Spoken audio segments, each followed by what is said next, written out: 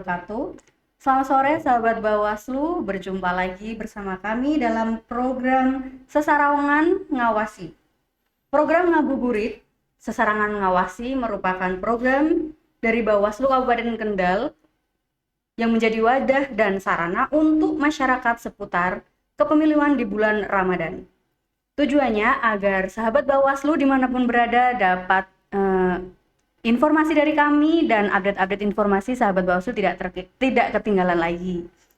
Pada episode kali ini, kita akan membahas mengenai tantangan pengawas ad hoc Bawaslu Kabupaten Kendal pada pengawasan pemilihan tahun 2024. Terutama dalam melaksanakan tugas pengawasan di kecamatan, desa, dan TPS. Baik, sebelum saya memperkenalkan narasumber yang sudah hadir pada hari ini, saya akan berpantun untuk membuka acara. Ke pasar sore beli es kelapa, dibawa pulang untuk berbuka. Ngabuburit saserengan, kita mulai saja bersama berbagi ilmu dan cerita.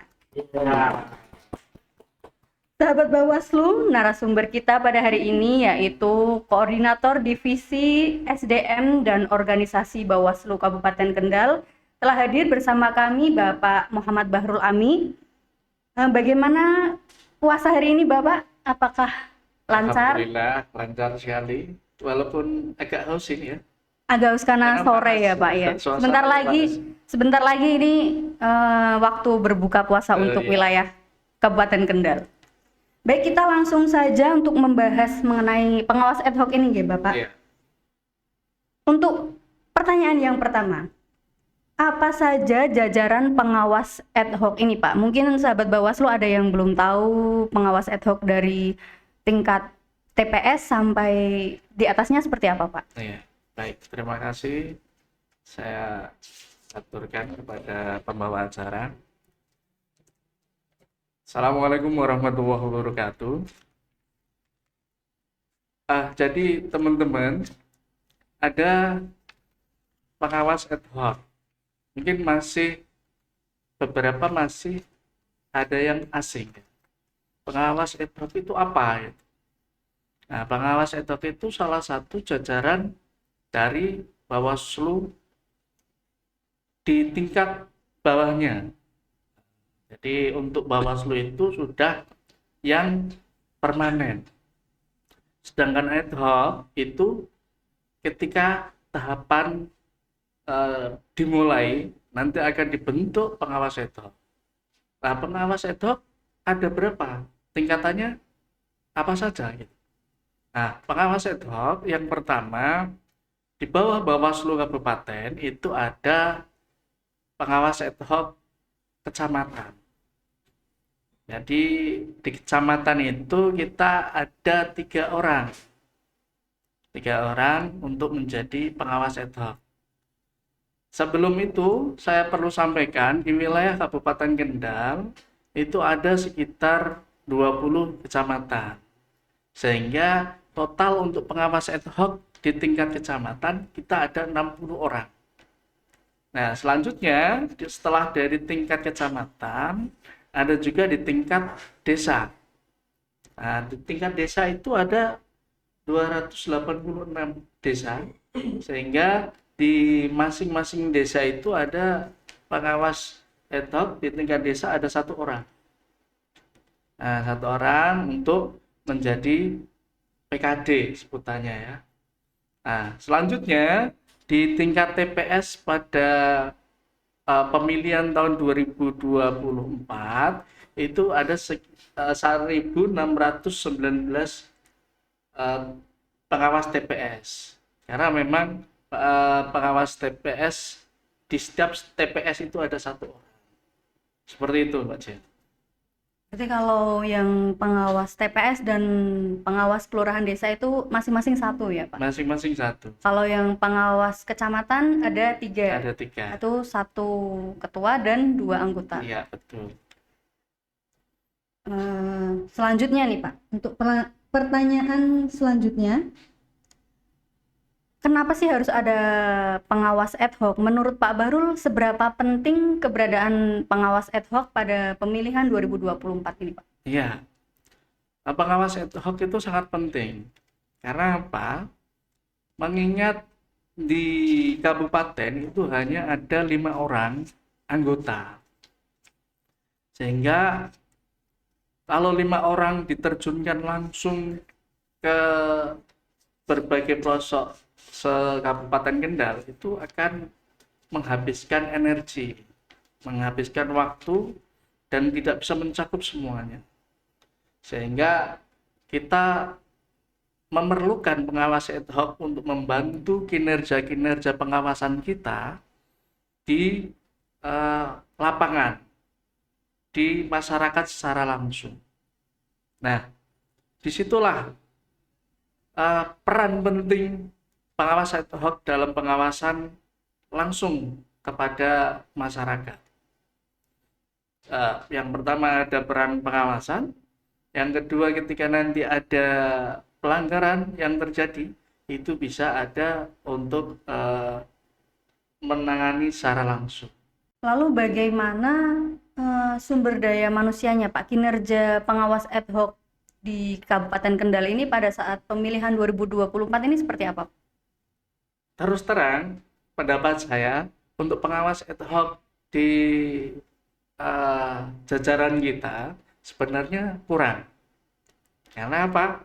Yang disebutkan di awal tadi, di tingkat kecamatan hanya ada 3 orang, di tingkat desa hanya ada 1 orang, dan di TPS juga ada 1 orang.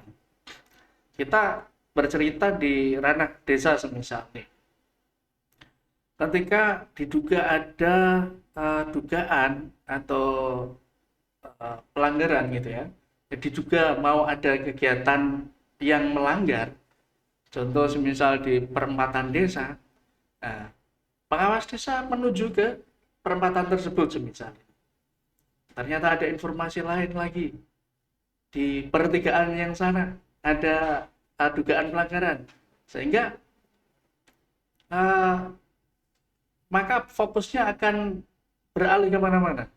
Nah, itu kenapa paling tidak nanti untuk evaluasi ke depan bisa ditambah lagi untuk pengawas ad hoc-nya. Nah, itu karena peran penting masyarakat ini yang harus kita galakan kalau memang kita merujuk kepada aturannya setiap desa hanya 1 orang gitu.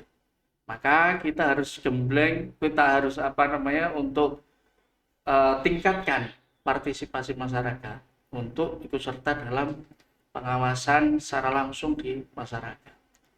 Berarti dengan kata lain yang kurang itu jumlahnya ya Pak, bukan performanya. Iya, walaupun kita ada 1 di masing-masing desa, semisal untuk PKD ya, itu kita akan memaksimalkan.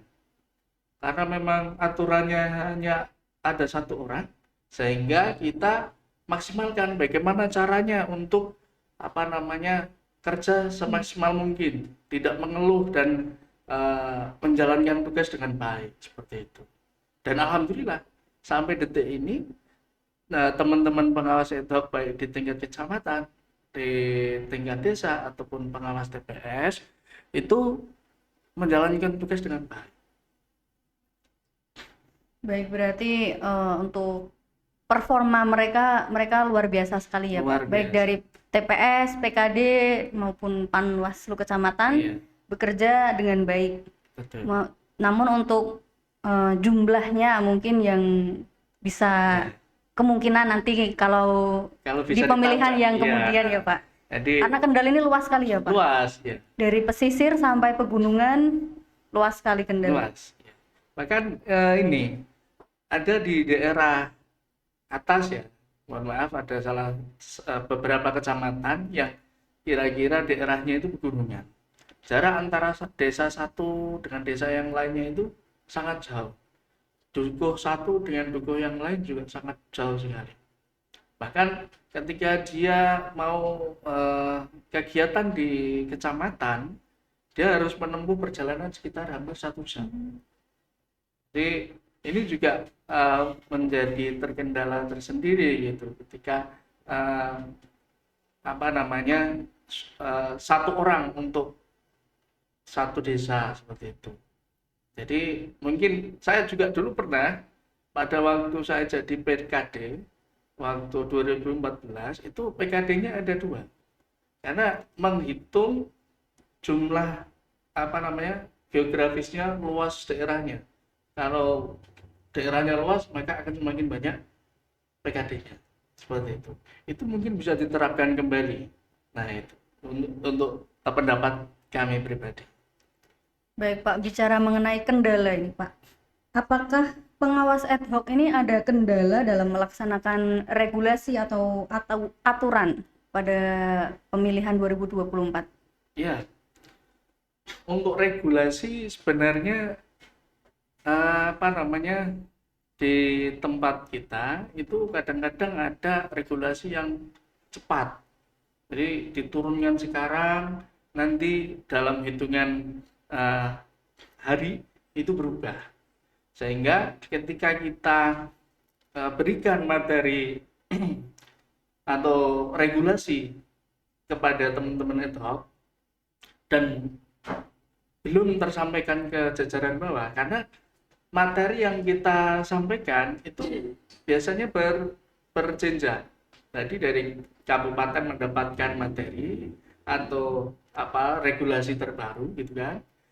Terus diberikan kepada teman-teman di tingkat kecamatan. Nah, tugas dari teman-teman kecamatan memberitahu kepada teman-teman PKD dan seterusnya. PKD memberikan materi kepada pengawas TPS. Sehingga ketika ada regulasi baru, regulasinya yang berbeda dengan regulasi awal, kita agak terkendala di situ. Materi sudah dikasihkan, ternyata ada materi baru lagi. Nah, ini akan membuat teman-teman pengawas ad hoc itu kebingungan. Loh, kemarin materinya seperti ini kok jadi seperti ini gitu. Tapi mau nggak mau kita juga harus menjalankan regulasi karena sudah diatur sedemikian hingga ada plus minusnya pasti ada itu sehingga apapun yang sudah ditetapkan maka akan kita jalankan dengan baik. Baik Pak, bicara mengenai pengawas ad hoc itu kan tadi dikatakan garda terdepan ya Pak. Selama tahapan pemilihan 2024 ini apakah ada ancaman-ancaman yang masuk ke pengawas ad hoc, ke jajaran pengawas ad hoc yang keamanannya mungkin mereka terancam gitu? Apakah ada laporan atau curhatan? Ya, menarik sekali ketika kita membahas tentang pengawas ad hoc yang ada ancaman dan lain sebagainya. Itu pasti ada. Jadi ada beberapa cerita. Yang pertama adalah salah satu kecamatan, pengawas ad hoc di tingkat kecamatan, panwas kecamatan, itu mengawasi kegiatan kampanye. Nah, di dalam kegiatan kampanye itu izin kepada pihak kepolisian itu adalah kampanye hanya tatap muka. Jadi memberikan kampanye di di salah satu rumah warga dengan izin kampanye tatap muka. Nah, ternyata Panwascam yang di situ yang hadir untuk mengawasi kegiatan kampanye itu beberapa disebar di beberapa titik itu. Nah, itu mendapati ada simpatisan yang memberikan sembako gitu. Padahal kan tidak diperbolehkan untuk pemberian sembako di dalam kegiatan kampanye. Nah, di situ teman panwas kecamatan menegur atau memberikan pencegahan karena hal tersebut tidak diperbolehkan seperti itu. Nah, orang tersebut itu malah marah-marah. Dia bilang, Apa? Ini kan nggak masalah memberikan sembako kepada masyarakat. Lalu dia bilang juga, sampean itu siapa? Anda itu siapa? Ya? Lalu kemudian Anda kerja di mana? Pangkatnya apa? Kemudian alamatnya di mana? Dengan nada yang seolah-olah menunjukkan kekuatan dia seperti itu. Jadi akhirnya dijelaskan baik-baik oleh pengawas ad hoc kita di tingkat kecamatan, dijelaskan secara regulasinya seperti apa namanya, sembako tidak bisa untuk diberikan secara langsung kepada masyarakat dengan dalih kampanye gitu. Akhirnya setelah diomong hati ke hati, itu mau menerima seperti itu. Nah, coba kalau pengawas ad hoc kita juga sama-sama emosi, itu pasti terjadi bentrok, terjadi hal-hal yang tidak diinginkan seperti itu. Itu salah satu ceritanya. Yang kedua, ada cerita menarik lagi. Ada pengawas ad hoc kita di tingkat kecamatan sedang mengawasi kegiatan kampanye. Di dalam kampanye tersebut ada hadiah-hadiah yang disediakan. Karena memang izin untuk kegiatan kegiatan dalam bentuk lain. Nah, di situ teman kita mengingatkan ada salah satu barang yang ditaksir harganya itu melebihi ketentuan. Maka dia mengingatkan kepada panitia agar tidak dibagikan. Nah, kemudian panitia kooperatif.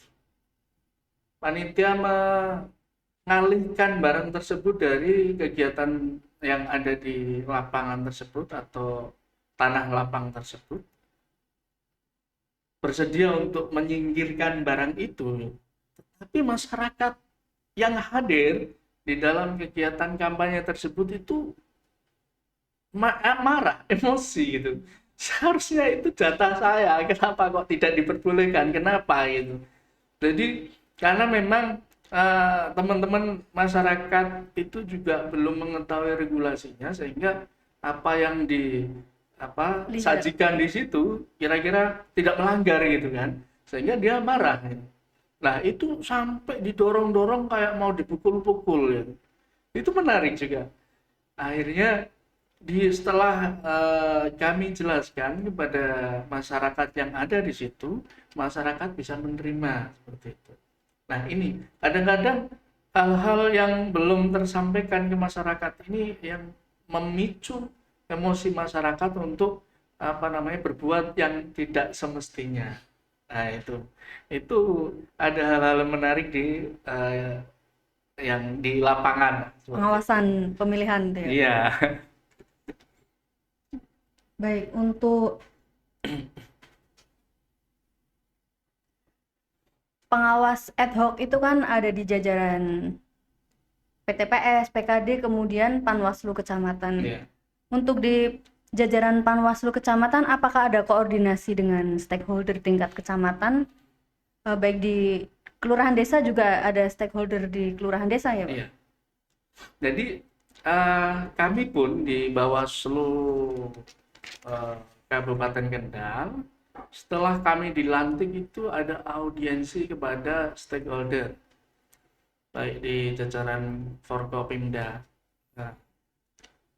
ataupun stakeholder yang lainnya. Kita datengin satu-satu. Nah, setelah dilantiknya teman-teman pengawas ad hoc, kita instruksikan untuk berkomunikasi dengan Pak Camat dan Ramil dan kepolisian dan tokoh masyarakat yang ada di sekitar kecamatan tersebut gitu. Itu juga kita menginstruksikan secara lisan untuk teman-teman PKD dan juga teman-teman PTPS. PKD untuk bisa nemui Pak Lurah dan tokoh masyarakat yang ada di desa tersebut, atau pengawas TPS yang di daerah tersebut ada pemangku kebijakan atau tokoh masyarakatnya, sehingga teman-teman pengawas ad hoc setelah dilantik mereka langsung melakukan koordinasi dengan stakeholder yang ada di masyarakat. Apa fungsinya? Fungsinya biar nanti teman-teman dalam kinerja atau melakukan pengawasan itu enak, bisa dibantu. Jadi kita melibatkan stakeholder untuk berkomunikasi dan meminta saling bekerja sama untuk mensukseskan pemilihan di 2024 ini. Begitu. Kalau dilihat dari beban kerja nih Pak, beban kerja pengawas ad hoc itu seperti apa sih Pak? Beban kerja pengawas ad hoc dari tingkat TPS, kemudian PKD, kemudian Panwaslu kecamatan? Ya, wah, beban kerjanya sangat luar biasa Mbak Sehan. Jadi teman-teman di pengawas ad hoc ya khususnya, ini mereka bertanggung jawab untuk mengawasi seluruh tahapan kegiatan tahapan kampanye. Apalagi di dalam pungut hitung suara. Wah, itu bahkan ada yang sampai pagi itu masih pengawasan seperti itu. Itu bagi kami hal yang biasa. Cuman memang kami untuk menganjurkan untuk saling bergantian. Untuk pengawasannya itu nanti bisa gantian. Kalau si A Jadwal ganti, piket gitu. ya seperti itu. Karena gini, sebelum pungut hitung kita sudah melakukan patroli pengawasan. Patroli pengawasan itu di masa tenang. Nah, kenapa dilakukan patroli pengawasan? Karena di dalam patroli pengawasan itu dimungkinkan di masa-masa tenang itu masa yang tidak tenang, Mbak Jihan. Itu masa-masa bagi teman-teman mohon maaf, teman-teman yang melakukan dugaan kecurangan, ya, kecurangan, terus misal membagikan uang, membagikan selebaran ataupun apapun kampanye dalam bentuk apapun di situ, itu tidak diperbolehkan karena memang sudah di masa tenang, tidak boleh ada kegiatan kampanye.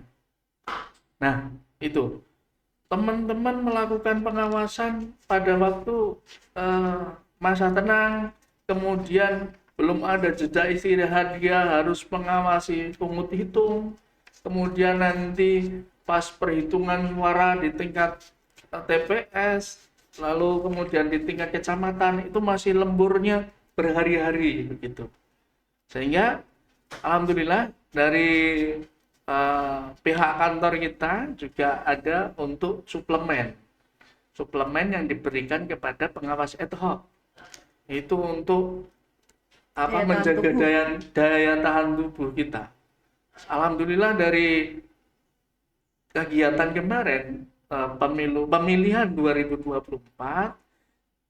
kemarin tidak banyak orang yang sakit seperti itu.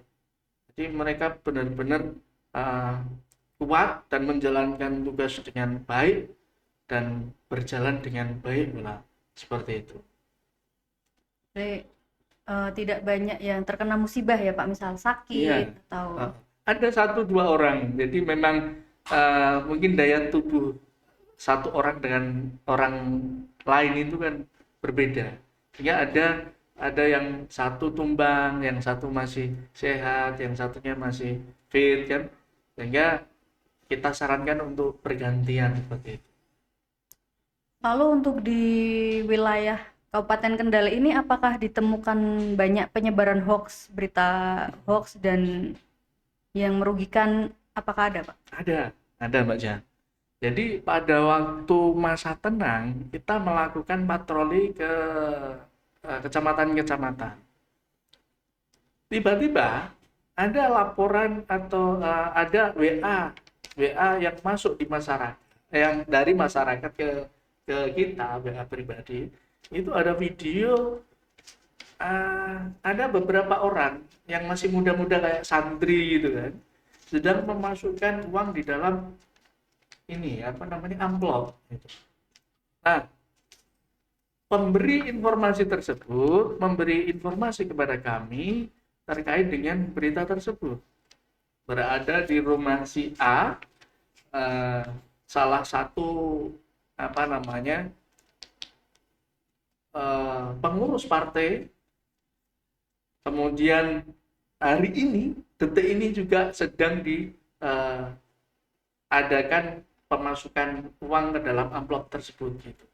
Sehingga kita langsung gerak cepat berkomunikasi dengan panwas kecamatan yang bersangkutan, kalau daerah yang di apa namanya diduga di situ sedang dilakukan pemasukan uang untuk kepiur bahasanya atau untuk berpolitik uang.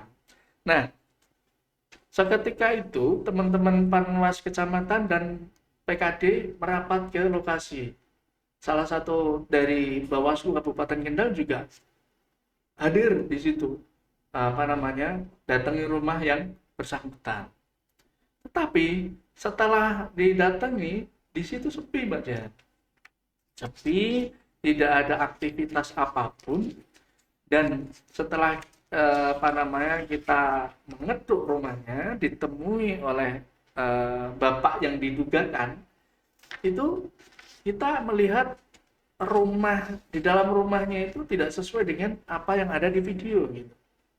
Sehingga hal-hal tersebut banyak bertebaran di masyarakat, video-video ataupun apa namanya termasuk juga pas perhitungan suara. Itu sudah ada apa namanya informasi-informasi yang tidak jelas. Ini si A dapat suara sekian persen, si B dapat suara sekian persen. Itu sudah ada sebelum KPU menetapkan gitu. Sehingga berita-berita hal seperti itu ada di dalam pemilihan 2024. Nah, itu kami mengajak kepada masyarakat juga agar tidak mudah percaya kepada berita-berita yang tidak jelas seperti itu. Apalagi tidak diberikan oleh orang-orang yang bertanggung jawab seperti itu. Itu yang ada di pemilihan di 2024. Untuk pertanyaan terakhir nih Pak, mungkin ini bukan mengenai pengawas ad hoc. Untuk pemilihan 2024 ini partisipasi masyarakatnya seperti apa Pak? Oh ya. Dalam mengikuti pemilihan 2024. Iya. Menurut kami, saya pribadi, untuk kegiatan di pemilu di 2002 pemilihan di 2024 yang kemarin, partisipasi masyarakat masih rendah. Artinya bukan partisipasi dalam memberikan hak suaranya ya. Kalau memberikan hak suaranya itu alhamdulillah tahun kemarin, tahun 2024 ini tinggi. Tetapi partisipasi yang saya maksud di sini adalah partisipasi dalam pengawasan atau dalam apa namanya hero atau semangat dia untuk menjadi salah satu garda depan pengawas ad hoc ataupun di jajaran Bawaslu ataupun di KPU itu masih kurang seperti itu. Sehingga kami kemarin karena memang menyadari belajar dari pemilu yang di 2024 kemarin itu karena partisipasi untuk mendaftar menjadi pengawas ad hoc itu masih kecil, sehingga di pemilihan itu kita petakan betul agar segera teman-teman kecamatan memetakan untuk apa namanya daerah-daerah ke daerah untuk mencari kader-kader terbaik untuk menjadi pengawas di ad hoc di tingkat desa ataupun pengawas TPS. Nah, itu masih menurut kami masih kurang. Karena memang partisipasi yang tinggi itu berlomba-lomba mendaftar semua gitu kan, baik di tingkat TPS maupun di tingkat desa ataupun panwas kecamatan, itu pasti membludak gitu. Tetapi di sini masih kurang. Nah, apalagi kepada partisipasi untuk melakukan pengawasan. Nah, ini ada beberapa faktor yang kiranya mungkin akan mempengaruhi mereka karena tidak takut gitu ya, takut dengan ketika mereka melihat kegiatan yang tidak sesuai regulasi, taruhlah misal ada politik uang atau intimidasi atau apapun gitu, mereka lebih cenderung diam, tidak berani melaporkan gitu. Padahal kami memfasilitasi teman-teman yang kiranya tidak mau data dirinya dipublis atau tidak mau untuk diberikan gitu kan, ada kan itu. Saya mau melapor tapi saya takut. Saya hanya mau memberikan informasi, misal seperti itu. Itu nggak masalah, nggak masalah. Dan kita jamin data dia kita rahasiakan, tidak akan kita sebar ke sembarangan seperti itu. Nah, itu yang menjadi salah satu partisipasi masyarakat yang masih kurang dalam pengawasan. Karena melihat adanya kecurangan, maka dia membiarkan. Kadang-kadang ada yang berpikir seperti ini. Saya mending tidak melaporkan, karena ketika saya melaporkan nanti saya akan bentrok, karena itu keluarga saya sendiri gitu. Nah, itu adalah persepsi yang salah itu. Jadi memang kalau ada hal-hal seperti itu, kita harus mengingatkan ya, seperti itu. Itu perbuatan itu salah seperti itu. Memang dia tidak bisa diberitahu, maka dilaporkanlah kepada kita. Dan nanti data dari teman-teman, data pribadi itu akan kita simpan baik-baik, tidak akan kita bocorkan ke publik gitu.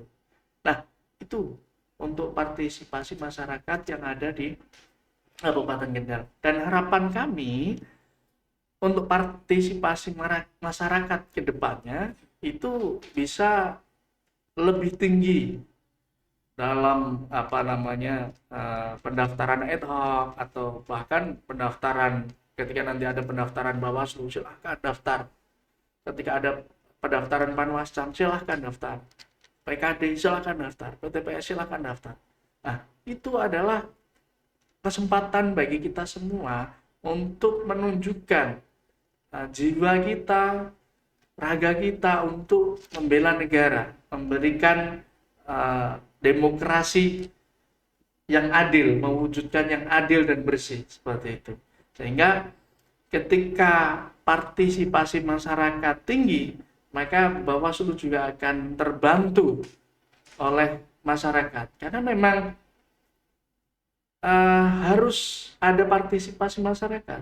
Seperti yang saya sampaikan tadi di awal, Bawaslu Kabupaten hanya ada 5 orang, kecamatan hanya ada 3 orang, di desa ada 1 orang, PTPS juga ada 1 orang.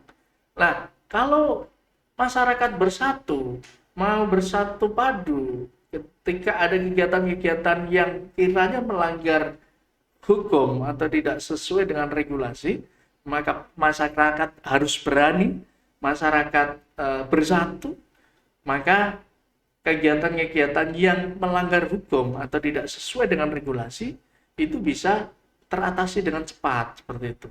Makanya partisipasi masyarakat itu sangatlah penting untuk kesinambungan kita bersama gitu. Begitu Mbak Jehan.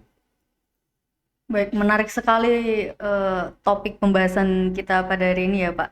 Yeah. Berarti dimulai dari pengawas ad hoc, dari tingkat PTPS, PKD, kemudian Panwaslu Kecamatan, kemudian partisipasi masyarakat untuk mendaftar sedikit kurang ya Pak. Iya, Itu yang diharapkan semoga pada pemilihan kedepannya nanti bisa lebih pan baik dan banyak. iya betul, masyarakat lebih apa Pak namanya, berpartisipasi untuk mendaftar menjadi pengawas kelurahan, pengawas kecamatan, kelurahan, kemudian pengawas TPS. Itu semua orang boleh mendaftar ya Pak? Boleh. Semua orang dengan aturan-aturan yang pastinya sudah ada ya Pak? Boleh. Cuman ada beberapa Persyaratan yang harus dipenuhi. penuhi. Baik, menarik sekali pada hari ini. Selanjutnya sebelum kita tutup nih Pak, apa ada pesan-pesan atau apa saja untuk sahabat Bawaslu penonton pada hari ini? Sudah saya sampaikan tadi di akhir penutup omongan kami. Cuman memang kami berharap dukungan penuh masyarakat untuk Bawaslu Kabupaten Kendal khususnya, dan juga pengawas ad hoc untuk kedepannya semoga menjadi pengawas partisipatif yang aktif dan memberikan informasi sesegera mungkin, karena memang kegiatan-kegiatan yang kiranya berpotensi melanggar itu ada di masyarakat. Nah, ketika masyarakat tahu, langsung laporkan, berani lapor, kami segera tindak lanjuti. Seperti itu, Mbak Jehan. Baik sahabat Bawaslu, itu tadi pesan untuk masyarakat Kabupaten Kendal terkait pengawas ad hoc dan partisipasi masyarakat dalam mengawasi ya Pak. Mungkin untuk adik-adik ya sahabat Bawaslu yang belum punya hak pilih atau belum bisa mendaftar menjadi pengawas, kan saat ini nanti pada saat pemilihan ke depan sudah mencukupi umurnya ya Pak. Ya. Jadi dimanapun sahabat Bawaslu berada, mari kita jadi pengawas partisipatif ya Pak. Yang aktif. Betul sekali. Sebelum kami tutup nih Pak, ini kan ngabuburit sesarengan mengawasi episode 2. Tadi sudah dibuka dengan pantun, izinkan saya untuk menutup dengan pantun lagi nih Pak. Ke taman kota beli ketupat untuk dimakan saat berbuka. Ngabuburit seru penuh manfaat, semoga bermanfaat untuk kita semua. Baik sahabat Bawaslu dimanapun sahabat berada, demikian ngabuburit sesarengan ngawasi Bawaslu Kabupaten Kendal. Mohon maaf apabila ada tutur kata yang kurang berkenan. Kami mohon undur diri. Wassalamualaikum warahmatullahi wabarakatuh. Waalaikumsalam warahmatullahi wabarakatuh. Bersama rakyat, awasi pemilu. Bersama Bawaslu, tegakkan keadilan pemilu.